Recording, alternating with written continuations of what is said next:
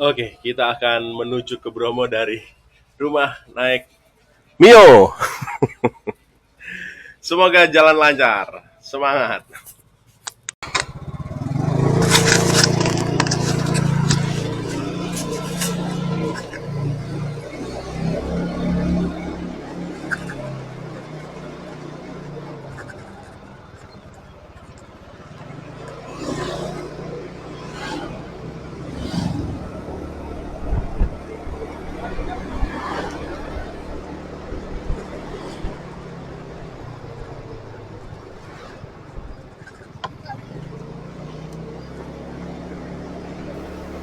Perjalanan kira-kira memakan waktu 2 jam dari rumah di Malang di Jalan Ikan Piranha di Blimbing menuju ke Ranupani. Nah, perjalanan ini seru karena kita pakai Mio yang sudah cukup tua. Nah, Mio ini adalah Mio hadiah ulang tahun pernikahan dari saya ke istri saya, Vika. Nah, kalau kita ke Ranupane kita harus isi bensin. Terakhir itu ada di Tumpang. Nah, di Tumpang ini adalah pom bensin terakhir. Nah, sebenarnya menuju ke sana juga ada bensin-bensin eceran termasuk Pertamininya yang Pertamax itu yang buat punyanya Pertamina itu ya. Nah, kita bisa isi ada beberapa tempat sih. Tapi kalau mau di pom bensin di Tumpang, di Pasar Tumpang ini yang terakhir. Maka kita harus isi di sini. Nah, kalau sudah isi di sini, kita akan nanti menuju ke Ranupane udah gak ketemu pom bensin lagi. Jadi sebaiknya isi full di pom bensin ini. Nah, Mio kesayangan ini isinya 20.000 aja cukup. Biasanya 20.000 bolak-balik dari Malang menuju ke Ranupane, balik lagi sampai Malang masih cukup 20.000. Murah banget kan. Kata sih banyak orang bilang Mio itu boros, tapi enggak juga. Mio adalah motor yang oke sampai dengan sekarang ya. Langsung saja kita menuju ke Ranupane. Ini adalah daerah Pasar Tumpang. Nah, kalau udah lewat Pasar Tumpang, kita akan belok kiri. Nah, setelah belok kiri, ini menuju ke arah Nanjak terus. Nah, kita ikutin ya perjalanannya. Perjalanan cukup halus, jalannya sedikit ada beberapa bumpy tapi nggak ada lubang-lubang yang berarti untuk motor kecil seperti Mio. Rasanya aman terus ya. Setelah pertigaan Tumpang tadi, kemudian kita akan ada di perempatan. Ini kalau ke kanan langsung menuju ke Turen, kita ke kiri. Nah, ini ke Poncokusumo namanya. Nah, mulai dari sini kita akan nanjak terus sampai dengan kita sampai di pintu gerbangnya Taman Nasional Bromo Semeru. Nah, kita sudah sampai di Taman Nasional. Kita masih terus lagi, nggak jauh dari Tugu Selamat Datang di Taman Nasional. Kita akan ketemu pos pemeriksaan tiket nih. Kalau jeep pagi-pagi pada periksa di sini. Nah, kita kalau sampai di sini wajib tanya aja ya apa yang berapa tiketnya dan lainnya. Ini kalau hari-hari biasa kita akan terima di sini nih tiket kita. Jadi saya turun dulu mau cek bookingan online saya. Nah, jadi teman-teman kalau mau ke Bromo Tengger Semeru, teman-teman harus beli tiket online. Ada bookingannya ya.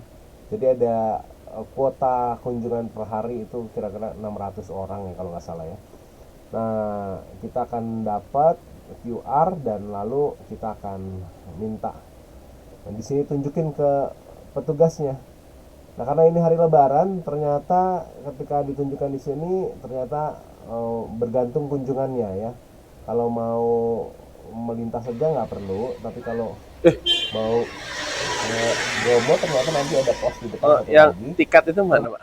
Udah booking. Udah. Bapaknya mau kemana? Mau ke Ronorgulo. Ranu Regulo. Kalau Heeh. sudah booking nanti konfirmasinya di pos sana. Di Di Ronorgulo. Ranu Oh, nggih, Regulonya. nggih.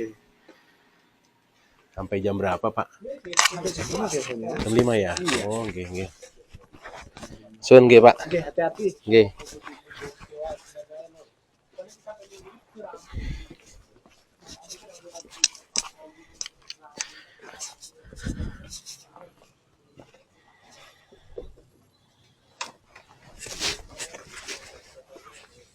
Nah di sini tuh banyak juga monyet-monyet ya. Nah tuh lihat nggak di depan ada monyet yang lompat tuh ya. Nah ini monyet hitam tuh. Ini bukan monyet sembarangan, monyet khas Meru, dia warnanya hitam. Nah, yuk kita lanjut lagi menuju ke tanjakan-tanjakan ekstrimnya, tanjakan menuju ke Bromo ya. Ini motor tua banget dan ini motor ya saya belum pernah bawa ke Semeru ini ya. Kita patut coba ya.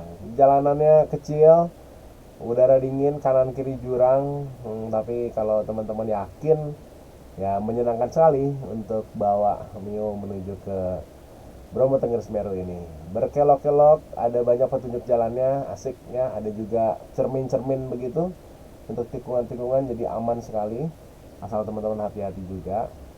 Nah, mulai tanjakan-tanjakan ini biasanya motor-motor metik kayak Mio, apalagi Mio begini udah tua banget. Terus saya bebannya berat, saya beratnya 97 kilo dan ditambah ransel lagi yang sekitar 15 kilo ya.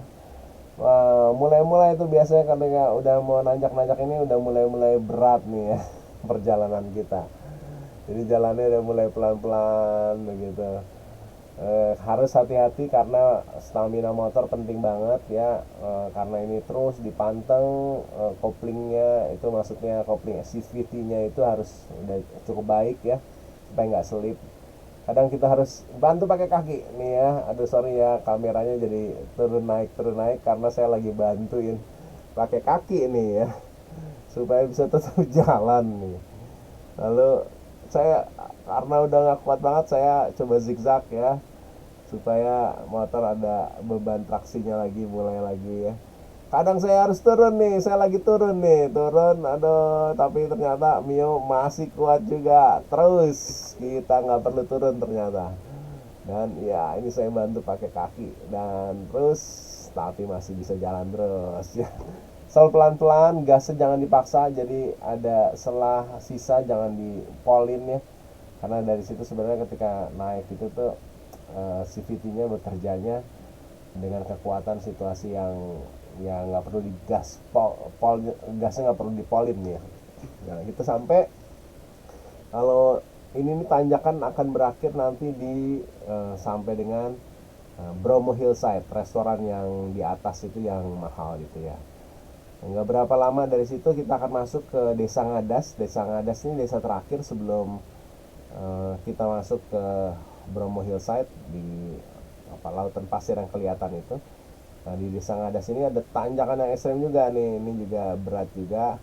Tapi kalau kita santai pasti akan seru perjalanannya. Nikmati aja di sini.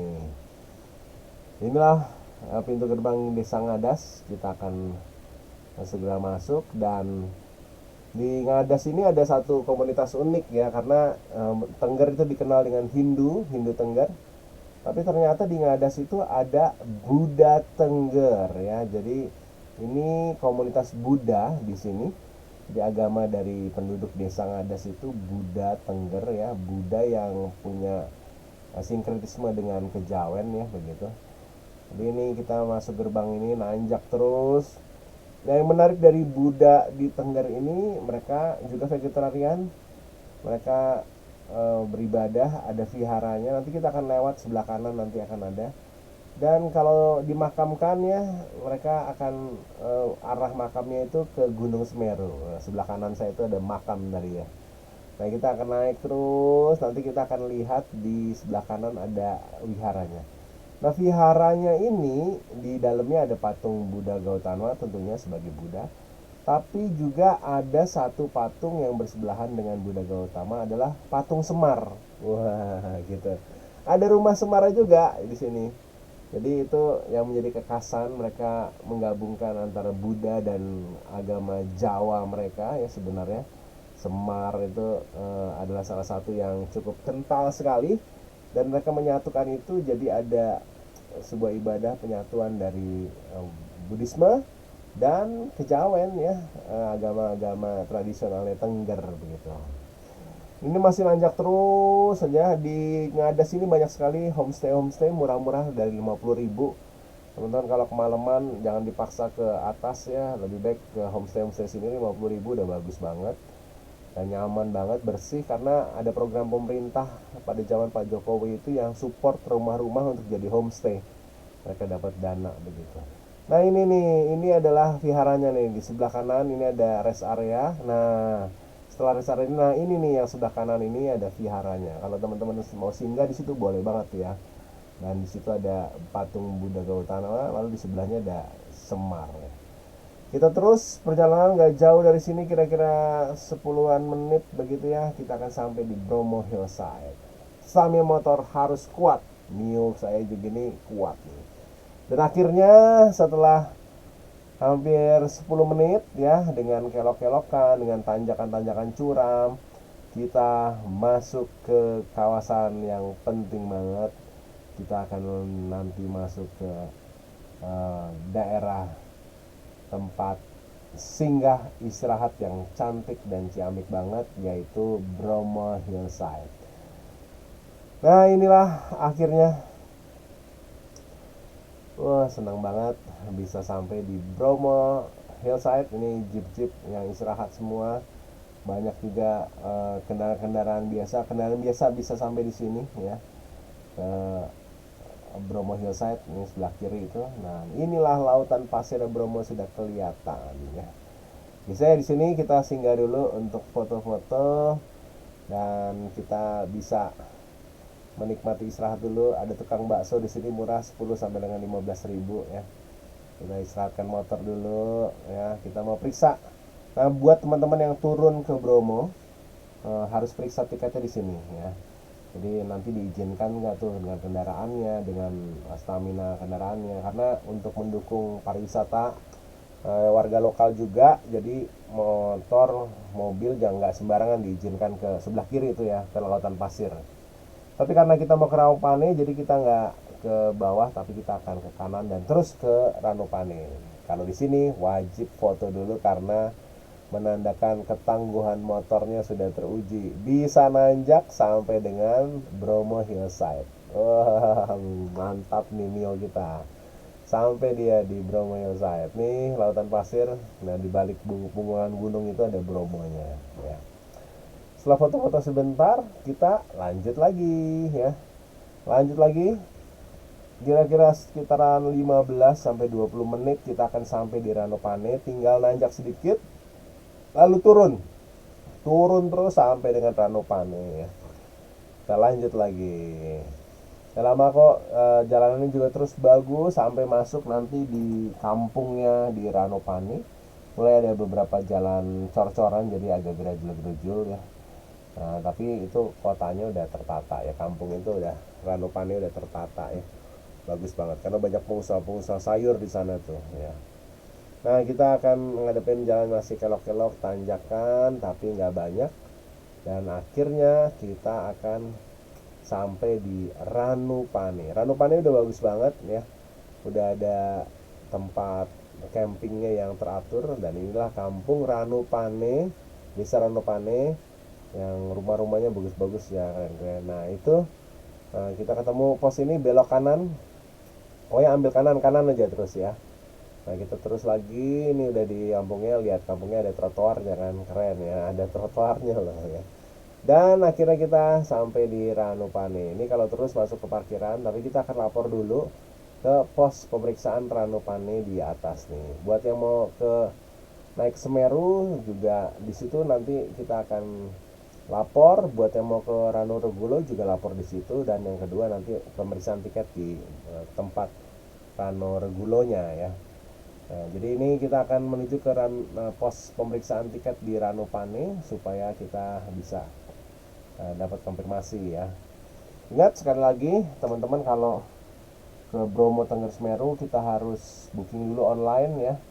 Dan itu bisa kok beberapa bulan sebelumnya kalau teman-teman yang mau ikut. Tapi biasanya kan kita berangkatnya dadakan kan.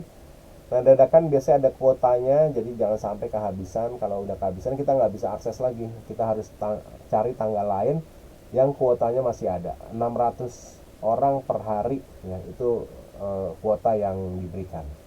Inilah pos Ranupane. Jadi teman-teman yang mau naik trekking ke Semeru juga lewat sini, kita lapor di sini. Biasanya mau naik Semeru. Nah, karena saya mau ke Ranonegoro, baik juga kita akan lapor di sini. Setelah itu kita akan lanjut ke Ranonegoro. Kita buka barcode yang sudah dikasih dari Taman Nasional. Nah, itu kan ada tulisannya ya, bagaimana kita beli tiketnya. Dan kita lapor Ranonegoro di sini, bisa lapor dan tunjukin barcode-nya. Kalau sudah, kita akan diarahkan untuk parkir motor ya, untuk parkir motor, dan selanjutnya kita akan menuju ke ini ya, tuh sudah itu parkir tiketnya, dan nanti kita bisa titip motor di sana untuk menuju ke Ranonegoro-nya ya. Terima kasih. Ini adalah sebagian dari perjalanan yang menurut saya menyenangkan sekali karena kita memakai transportasi yang saya cintai, yaitu Mio. By the way, ingat ya, jangan sampai salah booking. Kalau salah booking, karena ada booking camping, ada booking kunjungan ya. Kalau ke Bromo aja kunjungan, kalau ke Ranonegoro dia camping. Ada Regolo, Bromo, dan lain, itu pilihannya banyak. Jangan sampai salah. Kalau salah nanti bisa habis tuh ya ininya, tiketnya. Dan teman-teman bisa pilih yang Regolo kalau mau camping di Regolo. Kalau mau Semeru ya nanti pilih Semeru, atau mau kunjungan saja ya pilih Bromo ya. Itu penting banget. Nah, ini bromo-tenggarsemeru.id itu ada tempat kita bookingnya. Kalau sudah beres, ya udah kita akan ke tempat parkiran, dan di tempat parkiran nanti kita bisa titip motor di sana, dan nanti mulai kita aktivitas berikutnya.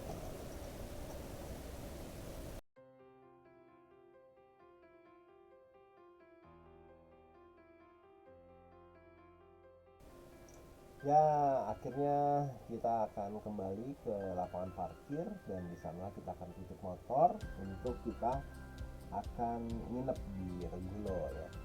Untuk teman-teman yang nginep di Semeru, di Ranokubolo maksudnya, teman-teman bisa titip di beberapa penduduk kampung di sini, atau di parkiran di Ranupane juga boleh. Di sana juga ada parkiran titip motor dan bisa nginep di sana ya. Jadi parkirannya udah bagus. Ini daerah wisata Ranupane, ini sudah ditata dengan baik oleh pemerintah, dan ada tempat-tempat pertunjukan, ada warung-warung.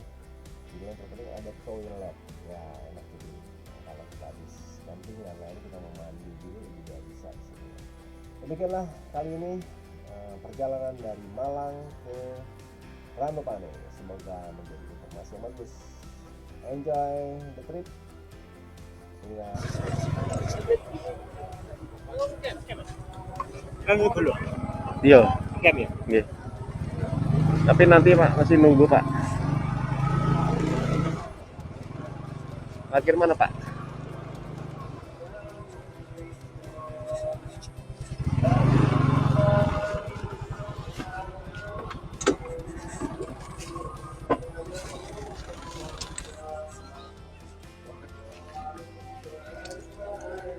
Masih nunggu teman-temanku Mbak. Ada temannya. Iya, 10.000 aja motornya. motornya.